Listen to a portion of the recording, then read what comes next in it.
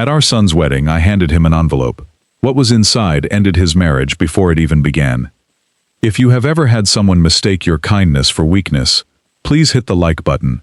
Subscribe to Humble Dad Stories so you do not miss the rest of my story. And tell me in the comments where you are watching from and what time it is there right now. It means the world to me. My name is Samuel Brooks.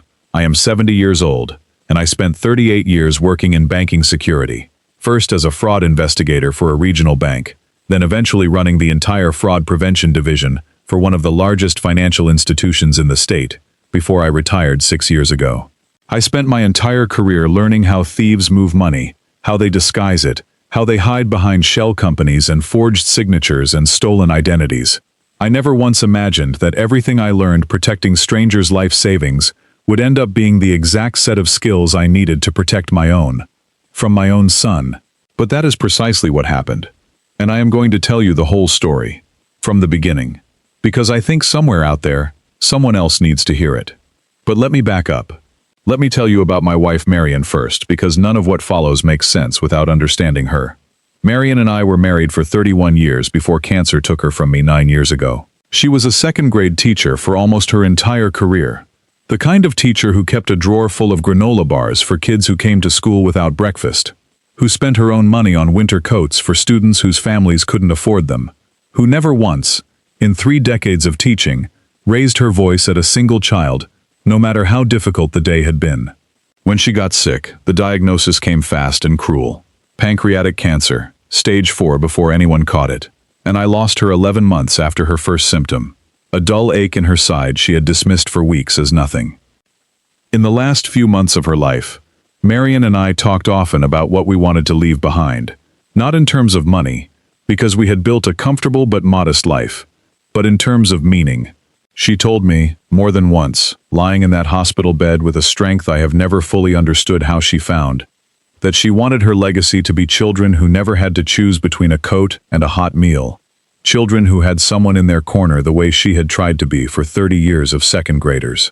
I remember that night with a clarity that has never once faded, even 9 years later. The hospital room smelled faintly of antiseptic, and the lavender lotion her sister had brought from home, trying to make the space feel less clinical. Marion's hand in mine felt lighter than it should have, the cancer having taken so much of her in such a short time. But her eyes, when she looked at me that night, were exactly as sharp and certain as they had been the day I met her at a community fundraiser, 32 years earlier. Both of us volunteering to help register low-income families for a local literacy program. Neither of us had any real reason to be at, except that we both, separately, could not stand the idea of a child falling behind simply because of circumstances they had no control over. "Promise me it's not going to be some plaque with my name on it that nobody ever thinks about again," she told me that night, her voice thin, but her tone unmistakably her own, still teaching even from a hospital bed. "Promise me, it actually helps kids. Real kids with real names, who need a coat or a tutor, or just someone telling them they're capable of more than what their circumstances suggest." I promised her exactly that, and I have spent 9 years since then making absolutely certain I kept my word, even when keeping it meant discovering my own son was willing to destroy it.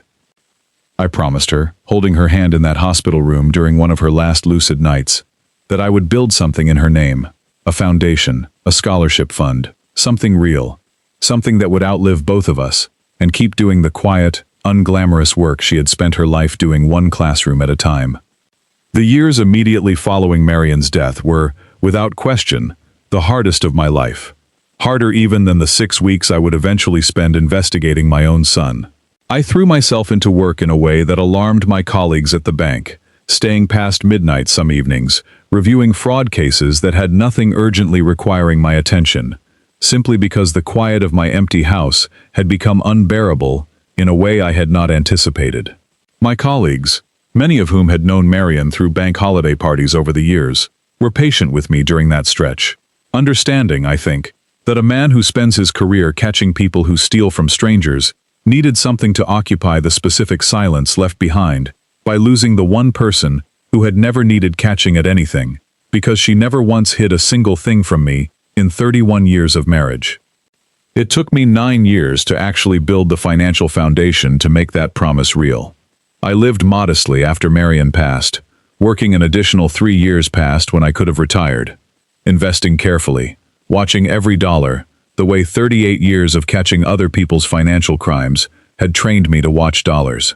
I built a fund of just under $2.4 million, sitting in a carefully structured trust account, waiting for the day I would finally have enough, along with the sale of our modest family home, to formally establish the Marion Brooks Children's Education Foundation, exactly as I had promised her 9 years earlier in that hospital room. I told my son Ethan about the plan roughly a year ago, over dinner at my house. The same house Marion and I had raised him in, the same kitchen table where she used to grade spelling tests late into the evening.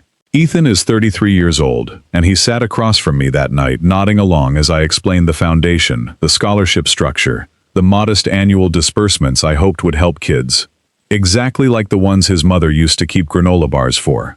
He told me it was a beautiful idea, that Mom would be proud, and I remember feeling, for the first time in years, like the promise I made in that hospital room was finally within reach.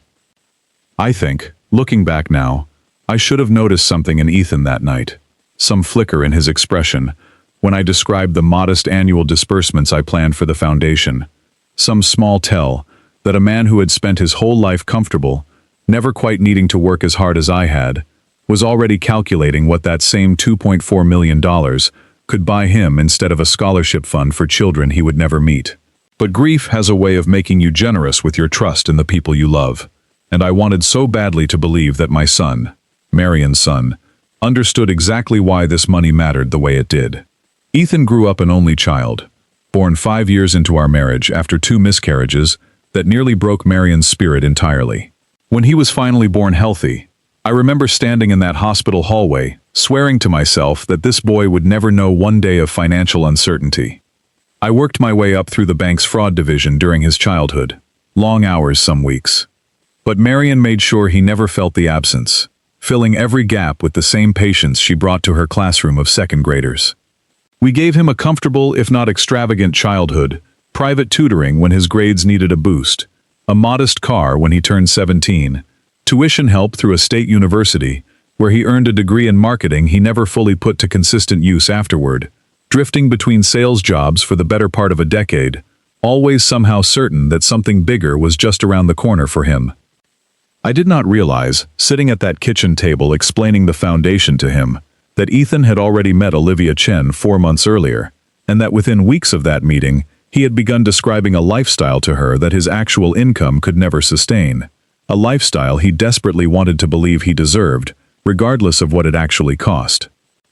I had no idea, sitting at that kitchen table, that my son was already looking at that $2.4 million and seeing something else entirely. 6 weeks ago, on an ordinary Tuesday morning, I logged into my bank's mobile app to check the trust account balance, something I did most mornings with my coffee, a small habit born from 38 years of never fully trusting a number until I had personally verified it myself. The balance reads 0. Not low, not partially withdrawn. 0. Across every account connected to that trust, a total of $2.4 million that had, according to the transaction history, been wired out in 4 separate transfers over the previous 11 days, to accounts I did not recognize. I sat at my own kitchen table, coffee going cold in front of me, staring at that screen for what felt like an hour, but was probably closer to 10 minutes, before I could even process what I was looking at, before I could call the bank's fraud line and use the very skills I had spent decades building. My doorbell rang. I opened the door to find 2 men in matching polo shirts standing on my porch beside a moving truck idling in my driveway, clipboards in hand. "Mr. Brooks, we're here for the walkthrough.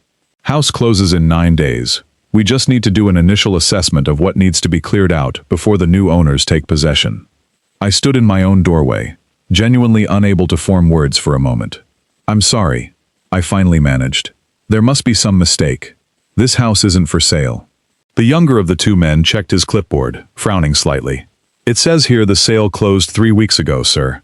Ethan Brooks signed off on everything, listed as the property's authorized representative. "You're not aware of the sale?" I asked them to wait on the porch, closed the door, and called my son's phone with hands that were, for the first time in longer than I could remember, not entirely steady. Ethan answered on the fourth ring, his voice casual, almost cheerful, the way it always sounded when he wanted something from me. "Hey Dad, what's up? There are men on my porch telling me my house sold 3 weeks ago," I said, keeping my voice as level as I could manage. "And my trust account is empty. Ethan, what did you do?" There was a pause, and then, instead of the panic or confusion I half expected, I heard something far worse. A sigh. The same put-upon sigh a teenager gives a parent who has caught them in a lie they've already grown tired of maintaining. "Dad, look, I needed the money for the wedding, okay? Olivia's family has this whole expectation of what our wedding is supposed to look like, and I couldn't afford any of it on my own. And you weren't exactly going to just hand it to me if I asked nicely, were you? You live alone in a house way too big for one person anyway. I figured you'd understand eventually. I was going to tell you before the closing, I just got caught up with everything. You emptied a $2.4 million trust fund meant to honor your mother's memory," I said, "and sold the house we raised you in, without telling me, to pay for a wedding." "It's not just the wedding, Dad. It's an opportunity. Okay, there's more to it than you understand right now. But I promise you, it's going to work out. Just please, don't make this difficult. The movers are just doing their job. Let them do the walkthrough, and we can talk about the rest later." I stood in that doorway for a long moment after the call ended, phone still in my hand, staring out at the moving truck idling in my own driveway, at the two men in matching polo shirts, glancing awkwardly at each other, clearly uncertain whether they should proceed with their walkthrough or simply leave. I thought, in that strange, suspended moment, about every fraud victim I had ever interviewed across 38 years of professional investigation, the particular disorientation people describe feeling in the first minutes after realizing they have been robbed by someone they trusted completely, the way the whole world tilts slightly sideways before your training, whatever training you happen to have, kicks in and starts sorting the wreckage into something you can actually work with. I had spent decades helping strangers through that exact moment. I had never once imagined I would need to walk myself through it, standing in my own doorway, my own son's voice still echoing in my ear. He hung up. My own son hung up the phone on me while movers stood on my porch waiting to catalog the contents of a house he had apparently sold out from under me without a single conversation. I did not call back immediately. 38 years catching financial criminals taught me exactly one lesson better than any other. Calling repeatedly only teaches a guilty man how to refine his lies. Instead, I opened the door, told the movers politely that there had been a miscommunication and they would need to reschedule, and watched them load back into their truck and pull away, confused but unwilling to argue with an old man who, they could probably tell, was barely holding himself together.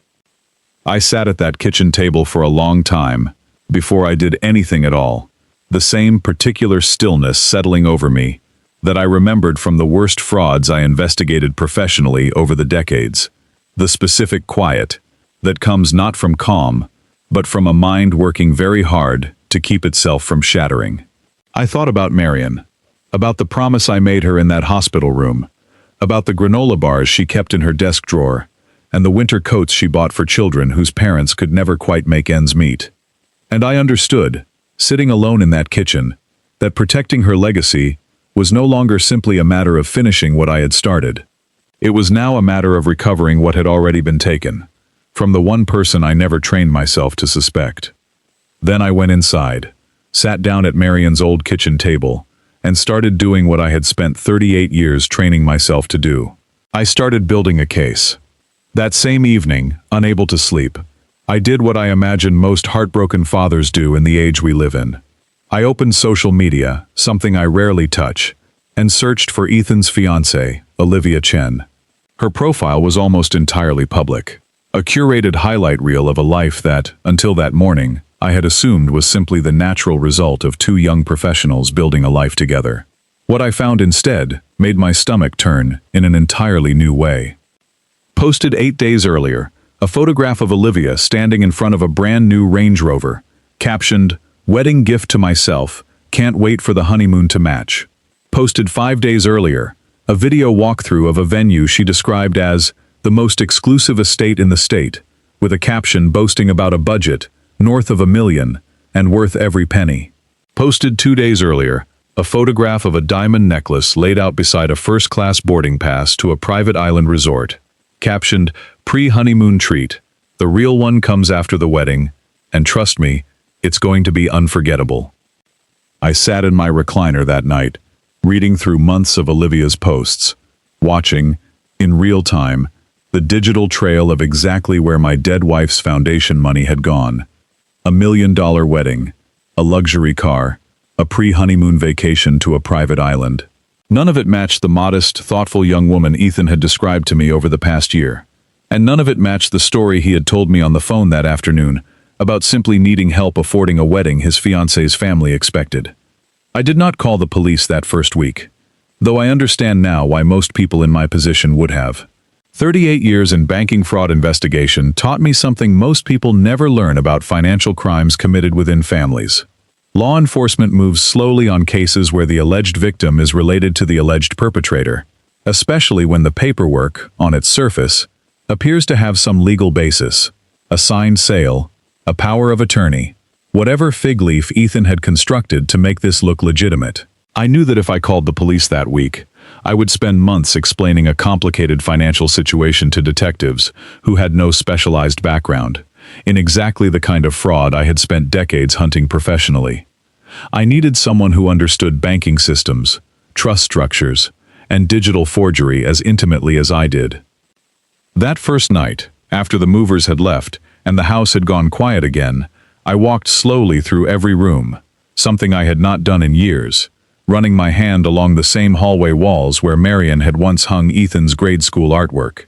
Standing for a long moment in the doorway of the small back bedroom she had used as her grading room for 30 years, stacks of construction paper and red grading pens still sitting exactly where she had left them the week before she went into the hospital for the last time. I understood, walking through that house, that whatever else happened in the weeks ahead, I was not simply fighting to recover $2.4 million. I was fighting to protect the last physical space where Marian's presence still lived, as vividly as it had the day she died. I called Daniel Price the next morning. Daniel Price and I had known each other for nearly 30 years, ever since he represented my bank during a major embezzlement case early in my career. A case we worked together for almost a year before securing a conviction against a mid-level executive who had been quietly draining customer accounts through fake loan disbursements.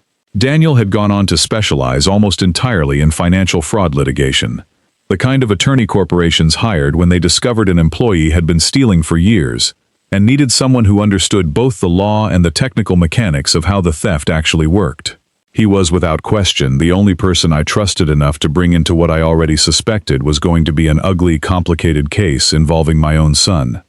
I met Daniel at his office that same afternoon and told him everything. The empty trust account, the house sale I never authorized, Ethan's casual admission on the phone, Olivia's social media trail showing a wedding budget that dwarfed what Ethan had described. Daniel listened without interrupting, the way he always had, taking careful notes on a legal pad, and when I finished, he set his pen down and looked at me with the same grave expression I remembered from 30 years earlier. "Samuel," he said, "I need you to understand what we're looking at here before we go any further. If Ethan forged your signature, or fabricated a power of attorney to authorize that house sale, we're not talking about a family dispute anymore. We're talking about forgery, wire fraud, and potentially elder financial exploitation, which carries serious enhanced penalties given your age and the fact that you're his father. I also need you to prepare yourself for the possibility that once we start pulling threads here, we may find this goes far deeper than a wedding budget." Daniel studied me for a long moment across that desk, the same way he had studied me 30 years earlier when we first started working together on that embezzlement case. "Samuel," he said, "I've known you a long time. I know what it cost you to walk in here today and say those words about your own son. I want you to know that whatever we find, I'm going to treat this with exactly the same rigor and care I'd bring to any case. And I'm not going to let either of us cut corners, just because the anger is personal this time." I told him that was exactly why I had called him first, before anyone else. Because I needed someone who would treat Ethan's crime with the same seriousness the law demanded, regardless of the last name attached to it. I told him I understood, and that I wanted every thread pulled, regardless of where it led or who it implicated. Over the following days, Daniel's team began requesting official records from the county recorder's office and from my bank's internal fraud department. Using my own standing and credentials as a former fraud division director to expedite access that would have taken an ordinary family weeks to obtain. What came back within the first week confirmed my worst fears and introduced several new ones I had not yet considered. The house sale documents included a power of attorney, purportedly signed by me, granting Ethan full authority to sell the property on my behalf. I had never signed any such document. When Daniel's forensic document examiner compared the signature to verified samples of my actual handwriting, the analysis concluded, with a high degree of confidence, that the signature had been electronically generated rather than physically signed, likely created using a signature capture from an old digital document I had genuinely signed years earlier for an unrelated matter, then digitally transplanted onto the fraudulent power of attorney using photo editing software. It was, Daniel noted grimly, a level of technical sophistication that suggested either Ethan had learned this skill somewhere specific, or someone else had done it for him. The trust account withdrawals told an even more troubling story. The $2.4 million had not simply been transferred to Ethan's personal checking account, the way a son clumsily stealing from his father might have done it. Instead, the funds had moved through 4 separate shell companies, each one registered in the previous 3 weeks, each one bearing generic, forgettable names: Crestline Ventures LLC, Bayport Holdings LLC, names designed to blend into the background of any casual financial review. From those shell companies, the money had been further split and redirected into what appeared to be a mixture of cryptocurrency exchanges and 2 offshore accounts registered in a jurisdiction known for minimal financial transparency requirements. Samuel, Daniel told me during our 3rd meeting, sliding a printed diagram across his desk, showing the full money trail his forensic team had reconstructed. This is not a young man panicking about wedding expenses. This is someone with a plan to make $2.4 million functionally untraceable and permanently inaccessible to recovery. I don't think your son is planning to spend this money on a wedding at all. I think he's planning to disappear with it. I studied that diagram for a long time, the shell company names arranged in a cascading flowchart across the page, arrows tracing the money's path from Marion's trust account through Crestline Ventures into Bayport Holdings, and finally splintering off into cryptocurrency wallets and offshore accounts I could barely pronounce the jurisdiction names of.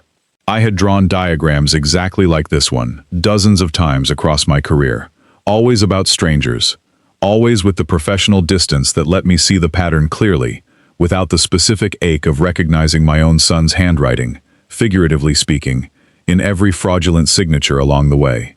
How long, I finally asked Daniel, before whatever he's planning happens? Before he actually disappears? Daniel did not answer immediately. I don't know yet, Samuel. But if the wedding is part of the plan, my guess is soon after. We need to move faster than we normally would on a case like this. I sat in that office chair for a long moment, absorbing what Daniel had just told me. 38 years of training in fraud detection, somehow failing to prepare me for the specific pain of discovering my own son was the criminal I was investigating. The wedding, I finally said. Why go through with $1 million wedding if he's planning to disappear afterward? Daniel leaned back in his chair. That's the piece I haven't fully worked out yet. But my working theory, and I want to be honest with you, this is speculation until we confirm it, is that the wedding itself may be part of the exit strategy. A lavish public wedding creates the appearance of a young couple settling into their new life together, buying property, planning a future. Exactly the opposite impression you'd want to create if you were quietly preparing to vanish with millions of stolen dollars. It's camouflage, Samuel, and I suspect Olivia may be far more involved in building that camouflage than you currently realize. I remember sitting in Daniel's office that afternoon, absorbing his theory about the wedding as camouflage, feeling something shift inside me that I had not expected. A strange, cold clarity, replacing the raw grief that had carried me through the first week of this ordeal. If Daniel was right, if the entire elaborate celebration Ethan and Olivia were planning was simply a mechanism to disguise a much larger disappearance, then every dollar spent on flowers, every deposit paid to that estate venue, every expensive detail Olivia posted about online, was itself further evidence of an elaborate criminal enterprise rather than simply two young people spending stolen money carelessly. It reframed the entire case in my mind, from a story about a son's poor judgment into something closer to what I used to investigate professionally, a coordinated financial crime with a built-in exit strategy, the only difference being that this particular criminal happened to share my last name and had, at one point, called me Dad, in a voice full of genuine warmth I could not yet fully reconcile with everything else I was learning. That suspicion proved correct within the following 2 weeks, though the truth of it turned out to be even darker than either Daniel or I had initially imagined. Daniel brought in a digital forensics specialist, a quiet, meticulous woman named Renata Cole who had spent over a decade working cybercrime cases for a regional FBI field office before going into private consulting.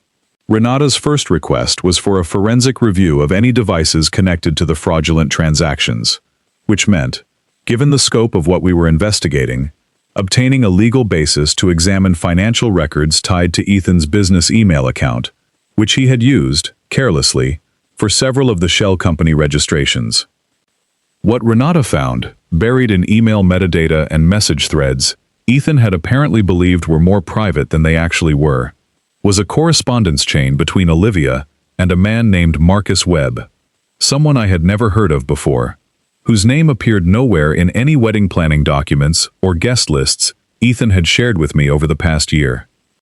Marcus Webb, Renata's background research revealed, was Olivia's college boyfriend of nearly 4 years, a relationship that had, according to old social media archives, ended abruptly around the same time she began dating Ethan roughly 18 months ago. The emails between Olivia and Marcus, dating back nearly 6 months, painted a picture that made the hair on my arms stand up the first time Daniel read them aloud to me. In one exchange, Olivia had written, "Once the wedding happens and the money's fully moved, Ethan thinks we're starting our life together. He has no idea I already have the flights booked for the two of us, not him. He's going to be the one holding the paperwork when this all falls apart, not us." Marcus had responded, "Just make sure his name is the only one on those shell company registrations. If anything traces back, it needs to trace back to him alone." Renata Cole, who had by then spent nearly 2 weeks quietly working through the email metadata, told me during the meeting where she first presented these findings that in her decade of cybercrime investigation, she had rarely seen a conspiracy this carefully compartmentalized between two people who were, on the surface, still very much a couple planning a life together. Most people who plan something like this leave sloppy traces because they can't fully separate their emotional life from their criminal planning, she told me. Olivia didn't make that mistake. Every conversation with Marcus about the actual plan happens on a separate email account she created specifically for this, an account Ethan has no idea exists. Every conversation with Ethan about the wedding, the house, the money, stays completely clean, completely believable. She built 2 entirely separate realities and managed to keep them from ever touching until now. I read that exchange 3 times before I fully understood what I was looking at. Olivia was not simply a young woman spending her fiancé's stolen inheritance on a lavish wedding. She was actively planning to abandon Ethan the moment the money was secured, taking her actual partner, Marcus Webb, with her, while deliberately structuring the fraud so that every shell company, every forged document, every trace of the crime pointed exclusively back to my son, leaving him to face the full legal consequences alone, while she and Marcus disappeared, with a significant portion of the stolen funds. I sat with that discovery for several days, wrestling with something I had not expected to feel amid everything else, a strange, unwelcome flicker of protectiveness toward the son who had stolen from me and lied to my face on the phone. Ethan had betrayed me thoroughly, but he had no idea he was also being betrayed just as thoroughly by the woman he believed he was building a future with. I asked Daniel, during one of our meetings, whether this changed anything about how we should proceed. "It changes the shape of the case, Samuel, but not the fundamentals," Daniel told me. "Your son committed forgery and fraud against you. Whatever Olivia and Marcus are planning to do to him afterward doesn't erase what he did to you first. But it does mean we need to move carefully and quickly. Because if their plan is to disappear right after the wedding, we have a closing window to act before they're both gone entirely. And possibly before Ethan realizes he's about to be left holding every ounce of criminal liability for a scheme he didn't build alone." Over the following weeks, Daniel and Renata worked in tandem with a financial crimes detective named Patricia Nguyen, someone Daniel had collaborated with on prior cases, building a complete evidentiary package. Renata traced the full cryptocurrency trail, identifying wallet addresses ultimately linked to exchanges with Know Your Customer requirements that would allow authorities to freeze funds once a formal warrant was issued. Daniel's forensic document examiner completed a full report on the forged power of attorney and the digitally transplanted signature. And through a discreet review of county property records that I insisted on personally verifying myself, given my professional background, we uncovered something that would ultimately become the single most devastating piece of the entire case.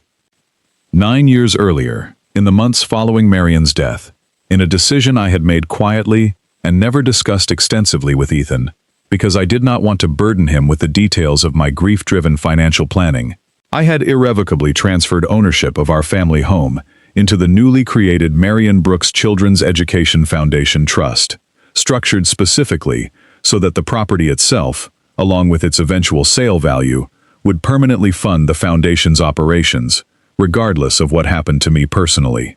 I had done this, at the time, simply as a way of ensuring Marion's legacy would be protected, even if something happened to me before I could fully establish the foundation during my own lifetime. This meant that Ethan had not simply forged my signature to sell a house that was legally mine. He had forged documents to sell a house that legally belonged to an irrevocable charitable trust, a property he had no legal standing whatsoever to transfer, sell, or authorize in any capacity, regardless of any power of attorney, real or forged. The buyer, a shell company Renata quickly traced back to an associate of Marcus Webb's, had unknowingly purchased a property with a legal title so compromised that the sale itself was void from its very inception. I remember the specific afternoon Daniel called me with the property title discovery, sitting in my kitchen, the same kitchen table where I had promised Marion's memory 9 years of quiet, careful planning would finally pay off. "Samuel," he said, his voice carrying an unusual weight even for a man as composed as Daniel typically was. "I need you to sit down for this one, if you're not already." I told him I was sitting, and he walked me through the trust structure discovery, the irrevocable transfer, the legal impossibility of Ethan's sale, ever standing up to even the most basic scrutiny. I sat there afterward for a long moment, staring at Marion's old chair across the table, and felt something that surprised me in the middle of all that anger and grief. A small, sharp flicker of gratitude toward my own past self. The version of me who had made that quiet decision 9 years earlier, without ever imagining exactly why it would matter so much someday.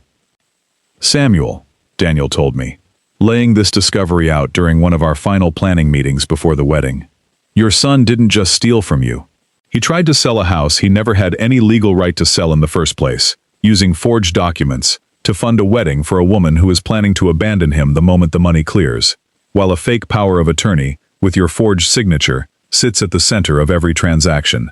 This is, without exaggeration, one of the most thoroughly documented fraud cases I have worked in 30 years of practicing this kind of law. I remember one particular call, roughly 3 weeks before the wedding, that tested every ounce of composure I had left. Ethan called to ask, almost casually, whether I had made peace with everything, whether I might consider attending a small family dinner the following weekend, where he wanted to formally introduce Olivia's parents to what remained of our side of the family. I told him I would be glad to attend, keeping my voice as warm and unbothered as I could manage, while sitting in my kitchen with a folder from Daniel's office open on the table in front of me, containing the printed forensic analysis of my forged signature. I hung up that call and sat with my head in my hands for several minutes afterward, understanding, in a way I had not fully let myself feel until that moment, just how much this entire ordeal was costing me, quietly, privately, in a currency no restitution order would ever be able to repay. Through all of this, I continued speaking with Ethan on the phone every week or two, keeping my voice warm, keeping the conversations short and unremarkable, asking about wedding planning, offering vague, non-committal responses whenever he brought up the house sale or the trust fund, always careful to neither confirm forgiveness nor escalate suspicion. It was, without question, the hardest performance of my entire career. Harder even than the years I spent going undercover, reviewing suspect accounts inside my own bank as part of internal fraud investigations. Because those targets had never once called me Dad. Ethan, for his part, seemed to interpret my silence as quiet acceptance, even relief. During one call, roughly 2 weeks before the wedding, he told me, with genuine warmth in his voice that made my chest ache in a complicated way, "I really appreciate you not making this a whole thing, Dad. I know it probably looked bad from the outside, but I promise everything is going to work out, and I really want you there at the wedding. It wouldn't feel right without you." After I hung up the phone that evening, I sat alone in my recliner for a long time. The same recliner where I had first scrolled through Olivia's social media posts weeks earlier, and I allowed myself, just for a few minutes, to grieve something I had not fully let myself grieve yet. The version of this story where Ethan really was, simply a young man overwhelmed by wedding expenses, where there was no forged signature, no shell companies, no woman planning to abandon him the moment the money cleared. I let myself sit with that grief because I knew, once the wedding day arrived, I would not have the luxury of feeling it anymore. I would need every ounce of the composure 38 years of fraud investigation had taught me. And grief, however honest, has no place standing at the front of a courtroom or a wedding altar. I told him, honestly, that I would not miss it for anything in the world. The week before finalizing that plan was, without question, the longest week of the entire ordeal. Renata worked around the clock, coordinating with cryptocurrency exchange compliance departments to establish the legal groundwork for an emergency asset freeze the moment charges were filed. Aware that any delay could give Ethan, Olivia, or Marcus the window they needed to move the remaining funds beyond recovery entirely. Daniel drafted and redrafted the evidentiary package that would need to be presented to both the county prosecutor's office and the presiding judge overseeing any emergency warrants, ensuring every piece of forensic analysis, the forged signature report, the shell company registration timeline, the recovered email exchanges, could withstand the scrutiny of a defense attorney looking for any procedural misstep to exploit. I spent that week largely alone in my house, unable to focus on much of anything beyond waiting for updates, walking Marion's old grading room at odd hours, sitting with stacks of her red pens and construction paper, drawing whatever strength I could from the physical presence of a woman who had spent her entire life quietly, patiently, doing right by children who needed someone in their corner. Daniel and Detective Wynne finalized the plan for the wedding day roughly 1 week before the ceremony. Given the scale of the fraud, now fully documented at $2.4 million in traced funds, plus the void property sale, and given the credible evidence that Ethan and Olivia intended to leave the country almost immediately following the ceremony, the county's financial crimes unit agreed to coordinate a live arrest at the venue itself, provided the evidence package met the threshold for immediate action, which, given Renata's cryptocurrency tracing and Daniel's forensic document analysis, it comfortably did. Before the wedding day arrived, one final complication nearly derailed the entire plan Daniel and I had spent 6 weeks building. A former colleague of mine from the bank, a man named Richard Foley, who had retired around the same time I did, and had, over the years, developed a habit of inserting himself into other people's business under the guise of helpful advice, somehow learned through the small, gossipy network of retired bank employees that I was dealing with some family trouble involving my son's finances. Richard called me on a Sunday afternoon, his voice carrying the same false warmth I remembered from decades of watching him angle for information he had no real business having. "Sam, I heard things might be tight for you right now, with the house situation and everything. If you need someone to help broker a quiet, quick sale of any remaining assets, no questions asked, I've still got contacts in the market, happy to help an old friend out."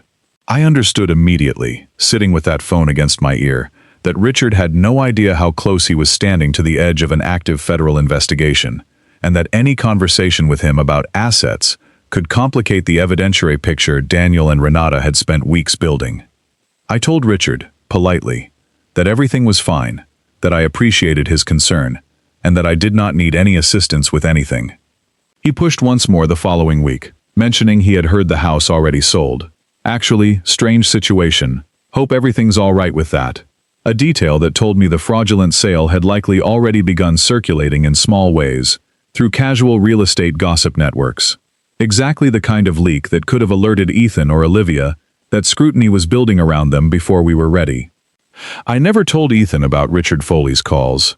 I share the detail now only because it illustrates something I learned, uncomfortably, during those 6 weeks. Betrayal within a family does not happen in isolation. The moment vulnerability becomes visible, even to people who consider themselves friends, opportunists of every kind begin circling, and navigating that required a kind of vigilance I had not expected to need on top of everything else Daniel and I were already managing. I chose the ceremony itself as the moment to act, rather than waiting for the reception. Daniel initially cautioned against this, worried it would appear excessively theatrical to any future jury, staged specifically for maximum public impact rather than simple justice.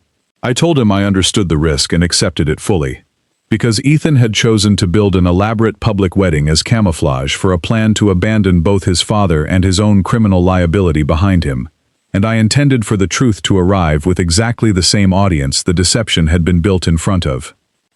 The wedding took place at a grand estate venue 2 hours outside the city. Nearly 300 guests, a string quartet, an elaborate floral archway costing, according to Olivia's own social media captions, more than most families spend on an entire wedding. The drive to the venue that morning felt longer than the 2 hours it actually took. The radio off, my mind running through Daniel and Detective Wynn's timeline one final time, confirming the signal protocol, the positioning of the financial crimes unit 2 blocks from the venue, the exact moment I was meant to step forward once the ceremony reached its final stage.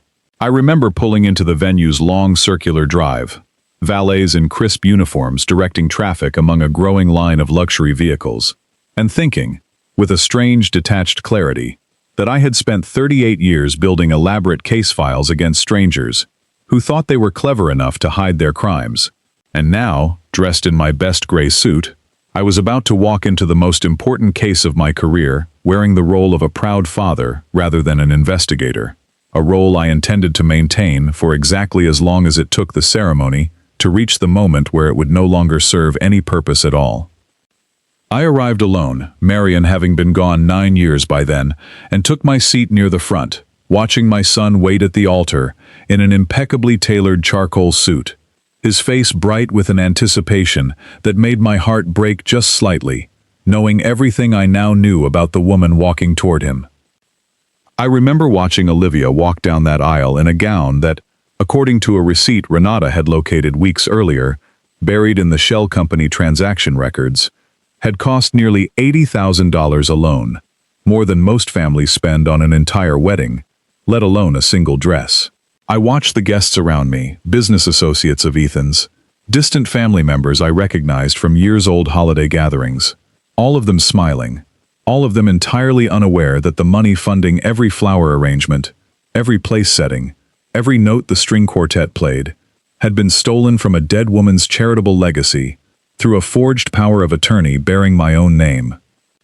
The ceremony proceeded through its traditional stages, the processional, the readings, the exchange of vows, Ethan's voice steady and sincere, as he promised Olivia a lifetime of honesty and partnership, words that landed with a bitter irony only I, in that entire congregation, fully understood. It was during the final moments, just before the officiant would pronounce them married, that the plan Daniel and I had built over the previous 6 weeks finally came due. I stood from my seat in the front row, and the officiant, briefed in advance by Daniel through a discreet arrangement with the venue coordinator, paused the ceremony and turned to me with a small, prearranged nod. "Mr. Brooks has asked for a brief moment before we conclude. If the couple will permit it," the officiant said. And Ethan, still smiling, still radiant with the happiness of a man who believed his father had finally come around, gestured for me to come forward. "Of course, Dad, come on up," he said, his voice warm, genuinely moved, and I watched several guests dab at their eyes, clearly assuming they were about to witness a tender reconciliation between father and son. I walked to the front of that altar, past 300 guests who had no idea what was about to unfold, and I reached into my jacket pocket for the thick, sealed envelope I had been carrying since I left my house that morning. "Ethan," I said, my voice carrying clearly across the silent venue, "I wanted to give you your wedding gift, before you and Olivia begin your life together." I placed the envelope in his hands. His face lit up, certain this was a check, a peace offering. The old man finally coming through after weeks of quiet, unremarkable phone calls. He tore it open right there at the altar, eager, I think, to show Olivia and the assembled crowd that his father had, after everything, come back into the fold. It was not a check. Inside were formal fraud investigation, summary documents, prepared by Daniel's forensic team, detailing the forged power of attorney, the digitally transplanted signature, and the 4 shell companies used to launder the $2.4 million out of Marion's trust. Behind those, printed copies of the property records proving the house had been irrevocably owned by the Marion Brooks Children's Education Foundation for 9 years, meaning the sale Ethan authorized was legally void from the moment it was signed. And on top of everything else, printed transcripts of the email exchanges between Olivia and Marcus Webb, discussing, in explicit detail, their plan to abandon Ethan the moment the funds cleared, leaving him to answer for every fabricated document alone. Ethan's face, as he flipped through those pages at the altar, cycled through confusion, then dawning horror, then something that looked, for just a moment, like genuine physical illness. "Dad, what is this?" he said, his voice cracking. "What is?" And then his eyes caught the printed email exchange. Olivia's own words about flights already booked for herself and Marcus. And I watched my son's entire understanding of his own wedding day collapse in real time, standing at an altar, papers trembling in his hands, 300 guests beginning to whisper and shift in their seats. Olivia, standing beside him in her wedding gown, went completely white, her eyes darting first to the papers, then to the crowd, then, unmistakably, toward the exit doors at the back of the venue, the exact reaction of a woman calculating an escape route, rather than confronting a confrontation. She did not get the chance to use it. Right on schedule, exactly as Daniel and Detective Nguyen had arranged 48 hours earlier, the venue's rear doors opened. Detective Nguyen and 4 members of the county's financial crimes unit walked in with the same unhurried, professional calm I remembered admiring in colleagues across my own 38-year career, moving directly toward the altar, while 300 wedding guests sat frozen, phones rising instinctively to capture what was suddenly, unmistakably, no longer a wedding at all. I watched Detective Nguyen and her team move with the same unhurried, deliberate precision I had admired in fraud investigators throughout my own career. No wasted motion, no raised voices, simply the calm procedural weight of law enforcement executing a plan built on solid evidence rather than suspicion alone. "Ethan Brooks, Olivia Chen," Detective Nguyen said, her voice carrying clearly across the stunned silence of the venue. "We need to speak with you both, regarding an active investigation into forgery, wire fraud, and elder financial exploitation." A murmur of confused recognition moved through the crowd, as several guests turned to look at the man being approached near the back row, clearly wondering who he was, and why he had been invited at all.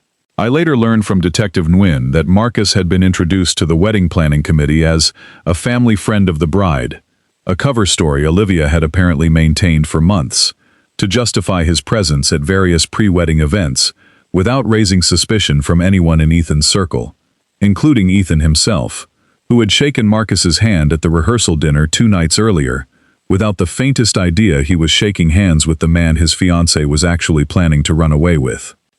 A second team of officers moved toward a man seated near the back of the venue, someone I had not immediately recognized among the guests, and I understood, watching them approach him, that this was Marcus Webb, present at the wedding itself, likely there to ensure his and Olivia's exit plan proceeded smoothly, never imagining he would be the one detained before the reception even began. "This is insane," Ethan stammered, the fraud documents still shaking in his hands. "Dad, what did you do? Why would you do this to me? Today of all days." "I didn't do anything to you, Ethan," I said, my voice still level, still calm, standing at the altar of my son's wedding, with 300 stunned witnesses around us. "I simply stopped protecting you from what you did to yourself. And what she," I gestured toward Olivia, "was planning to let you take the fall for, alone, the moment the money cleared." The guests nearest the altar began to rise from their seats, some instinctively reaching for phones, others simply staring, stunned, at the unraveling scene in front of them, an officiant standing frozen mid-ceremony, a groom holding evidence of his own criminal liability and shaking hands, a bride whose carefully constructed persona had just been stripped away in front of everyone she had spent months performing it for. Somewhere near the back, I heard a woman's voice, likely one of Olivia's own bridesmaids, whisper, "Oh my God, is this actually happening right now?" And I understood, standing at that altar, that whatever remained of this day, whatever these 300 guests had expected to witness, they were instead about to remember this wedding, for an entirely different reason, for the rest of their lives. Ethan turned to Olivia then, and I watched, in that single terrible moment, the final piece of his understanding click into place, watching her face, watching her already backing slightly away from him, rather than toward him, and I have never in my life seen a man's entire world collapse as visibly and completely as it did on my son's face in that instant. Detectives moved forward to formally detain Ethan, Olivia, and Marcus, reading their rights amid the wreckage of a ceremony that would never be completed, the floral archway standing empty and absurd behind them, the string quartet silent, 300 guests watching in a silence so complete I could hear my own heartbeat over the sound of the venue's ceiling fans. "There is one more thing everyone here should understand," I said, still standing at the altar, my voice carrying to the back rows of stunned guests. This wedding was funded, in part, by the sale of a house that was never legally Ethan's to sell.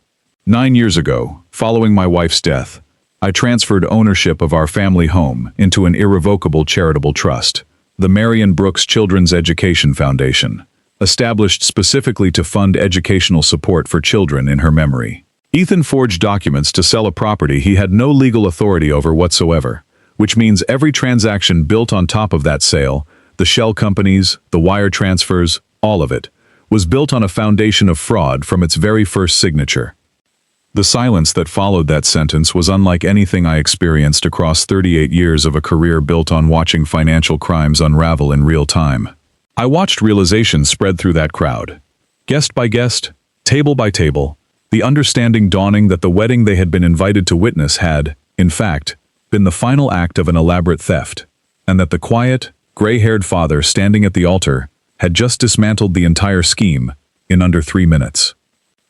Ethan did not resist as the detectives led him toward the venue's side entrance, his wedding suit still immaculate, his face utterly hollow, the specific and terrible expression of a man understanding, all at once, that he was both the perpetrator of one crime and the intended victim of another, betrayed by the same woman he had just promised to spend his life honoring. Olivia, for her part, said very little, her earlier composure entirely gone, replaced by a kind of cold, calculating silence. I recognized instantly from 38 years of watching financial criminals realize, in real time, that their exit strategy had just been permanently closed. Eleanor, Marion's oldest and dearest friend from her years teaching second grade, found me near the back of the venue as guests began slowly filing toward the exits, still stunned, still whispering. She took both my hands in hers and said quietly, "Marion would be so proud of you today, Samuel. Not for what happened to Ethan, for protecting what she asked you to build." I did not have words to answer her in that moment. I simply nodded, and let myself, for the first time in 6 weeks, finally exhale. The legal proceedings that followed took nearly 11 months to fully resolve. Ethan, facing charges of forgery, wire fraud, and elder financial exploitation, initially insisted through his court-appointed attorney, having been unable to afford Olivia's family's usual legal connections once the engagement itself dissolved entirely within days of the arrest, that he had been manipulated by Olivia and Marcus into believing the shell company structure was a legitimate, if aggressive, tax strategy for their new life together. Daniel's forensic evidence, however, made clear that Ethan himself had personally registered 2 of the 4 shell companies and had personally forged the power of attorney using the digitally transplanted signature, undermining any claim that he had been entirely unaware of the scheme's fraudulent nature, even if he had genuinely been unaware of Olivia and Marcus's plan to abandon him afterward. I attended the hearing where Ethan formally entered his plea, sitting in the gallery a few rows behind Daniel, watching my son stand before the judge in a plain county-issued jumpsuit, a far cry from the tailored charcoal suit he had worn at the altar months earlier. His voice cracked slightly when the judge asked whether he understood the charges against him, and I remember the specific ache in my chest hearing that crack, understanding that whatever anger I still carried toward him for what he had done to Marion's legacy, he remained, in the most fundamental sense, still my son, still the boy who used to fall asleep against my shoulder during long drives home from his grandmother's house, decades earlier. Ethan ultimately accepted a plea agreement, pleading guilty to forgery and wire fraud in exchange for a reduced sentence of 3 years, with eligibility for parole after 18 months, along with a restitution order requiring repayment of the full $2.4 million to the Marion Brooks Children's Education Foundation, a debt Daniel structured to follow him for the rest of his working life if necessary. Olivia's defense attorney attempted, throughout that 8-day trial, to characterize her relationship with Marcus as a private personal matter, unrelated to any criminal intent regarding the stolen trust funds, arguing that whatever romantic entanglement existed between them, it did not, on its own, constitute evidence that Olivia had actively participated in structuring the fraud itself. That argument collapsed under cross-examination when the prosecution introduced Renata's recovered email exchange, in which Olivia explicitly discussed ensuring the shell company registrations traced back to Ethan alone, testimony that made clear she possessed detailed, specific knowledge of the fraud's technical structure, knowledge inconsistent with the passive, uninvolved fiancé her attorney tried to portray her as throughout the trial. I testified on the 5th day, walking the jury through the timeline exactly as it happened. The empty trust account, the movers on my porch, Ethan's casual admission on the phone, and the 6 weeks I spent quietly gathering evidence while maintaining the appearance of an easily reassured, forgiving father. I did not look at Olivia or Marcus while I spoke. I looked at the jury, the way Daniel had coached me to, and I told the truth as plainly and methodically as 38 years of professional testimony had trained me to, because I understood by then that the calmest, most procedurally sound version of the truth is always the version a jury trusts most completely. Olivia and Marcus, facing separate and more serious charges given the evidence of premeditated conspiracy to abandon Ethan and flee the country with stolen funds, were each convicted following that joint 8-day trial. Olivia received 7 years for her role in orchestrating the fraud and conspiracy, while Marcus received 9 years, the harsher sentence reflecting, the judge noted, his direct involvement in structuring the offshore accounts and cryptocurrency transfers designed to make the stolen $2.4 million untraceable. The prison where Ethan serves his sentence sits nearly 3 hours from my house, a drive I have made alone both times, given that Marion's absence means there is no spouse to accompany me, the way I imagine other fathers might have. The first visit came 4 months after his sentencing began, and Ethan looked, across that plexiglass divider, thinner and older than I had ever seen him, the confident young groom from that wedding altar, entirely gone, replaced by someone quieter, more careful with his words, someone who had clearly spent months turning over exactly how thoroughly he had been used by the woman he believed he was building a life with. I have visited Ethan twice since his sentencing began, the same complicated mixture of grief and resolve I imagine any father carries into a prison visitation room, watching a son who betrayed you, and was, in his own way, also betrayed himself, work through the wreckage of a life he built on someone else's fraudulent foundation, as much as his own. During my second visit, he asked me, quietly, whether I had known about Olivia and Marcus's plan before the wedding, before I handed him that envelope at the altar. I told him yes, that Daniel's investigation had uncovered it nearly a month earlier, and that I had chosen not to warn him privately because I needed the full truth, his crime and hers, to surface publicly and simultaneously, in a way that could not be quietly negotiated away or hidden behind another layer of lies. During that same visit, Ethan told me something that has stayed with me since, turning it over more times than I probably should admit. He said that in the weeks leading up to the wedding, he had noticed small things about Olivia that troubled him. Moments of distraction, phone calls she took in another room, a defensiveness that flared whenever he asked innocent questions about wedding logistics she claimed to be handling personally. I told myself it was just wedding stress, he said, staring down at his hands on the table between us. I told myself I was being paranoid. I wanted so badly for this to be the thing that finally made my life feel like it was going somewhere, Dad, that I think I talked myself out of every warning sign, because I didn't want to lose the version of my future I'd already built in my head.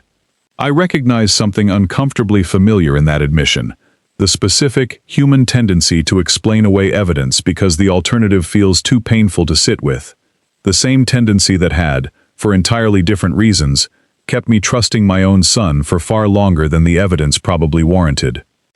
He was quiet for a long time after that. Then he asked me the question I had been waiting for, since the moment those detectives led him out of that venue. "Why didn't you just tell me privately, Dad? Why did it have to happen like that, in front of everyone?" I told him the truth. The same truth I had spent 38 years learning across a career built on catching people who believed they could quietly negotiate their way out of consequences. A private confrontation would have given Olivia and Marcus time to disappear before authorities could act, and it would have left Ethan, entirely unaware of their betrayal, holding every ounce of criminal liability for a scheme built to make him the sole target of any future investigation. The wedding, and everyone standing inside it, was the only setting where the whole truth could surface all at once, before any of them had the chance to quietly rearrange the pieces. The Marion Brooks Children's Education Foundation was formally established 8 months after the wedding. Once the restitution funds began flowing back through Ethan's court-ordered repayment plan, and the void property sale was fully reversed, restoring the home's title back to the trust, exactly as I had structured it 9 years earlier. I sold the house myself, this time legally, through the foundation's own board, and used the proceeds to establish the scholarship structure Marion and I had discussed in that hospital room so many years ago. The foundation awarded its first 12 scholarships to local second graders' families facing hardship this past spring. Small grants for school supplies, winter coats, tutoring support, exactly the quiet, unglamorous work Marion spent 30 years doing one classroom at a time. The office itself is unremarkable by design. A single converted classroom above the community center, mismatched donated furniture, a bulletin board covered in thank you notes from families we've helped, handwriting still learning its own shape. Exactly the kind of unglamorous, ground-level work Marion always insisted mattered more than any grand gesture ever could. I hired a part-time coordinator named Denise, a retired guidance counselor, who spent 30 years in the same school district Marion taught in, and together we review applications every quarter. Small requests, a winter coat, tutoring support for a struggling reader, sometimes simply enough for a family to keep the electricity on through a hard month, never anything larger than what a modest, careful annual disbursement can sustainably provide. I think about her often when I visit the foundation's small office now, a single room above a community center downtown, run by a part-time coordinator and a handful of volunteers. Nothing flashy, nothing that would ever make headlines the way Ethan's wedding did. But it is honest. It is exactly what she asked for, protected now not just by the trust structure I built years ago, but by the hardest 6 weeks of my life, spent playing the part of a confused, easily reassured old man, while I quietly gathered every piece of evidence needed to make sure her legacy survived intact. People ask me sometimes if I regret how I handled it, whether I should have simply called the police the morning I found my trust account empty, whether the wedding confrontation was too theatrical, too public, too much a performance of its own. I tell them the same thing every time. A father can forgive his son, but justice does not forgive betrayal. Sometimes, on quiet evenings sitting alone in the same recliner where I first scrolled through Olivia's social media posts, I think back to that Tuesday morning, coffee going cold in front of me, staring at a trust account balance that read 0. I think about how close I came to simply calling the police that same day, in anger, before Daniel, before Renata, before Detective Wynne, before any of the careful, methodical work that eventually uncovered not just Ethan's fraud, but the deeper betrayal waiting underneath it. I do not regret the 6 weeks I spent playing the part of an easily reassured old man, accepting a family dinner invitation, with a forensic report sitting open on my kitchen table. What I have come to understand, at 70 years old, sitting in a house that once again legally belongs to Marion's foundation, exactly as she asked, is that the people who try to steal a legacy rarely expect the person they stole it from to have spent 38 years learning exactly how to get it back. I am 70 years old, and after 38 years spent protecting strangers' money from thieves who thought they were clever enough to hide it, I finally learned that the hardest case of my entire career was the one where the thief shared my last name, and the only way to win it was to become, one final time, exactly the investigator I always was, quiet, patient, and utterly unwilling to let a forged signature decide how the story ended. If this story moved you even a little, please hit like, subscribe to Humble Dad Stories, and tell me in the comments where you're watching from tonight. There are more stories like this one coming. And I promise you, every single one of them ends the same way. Quietly. Completely. Justly.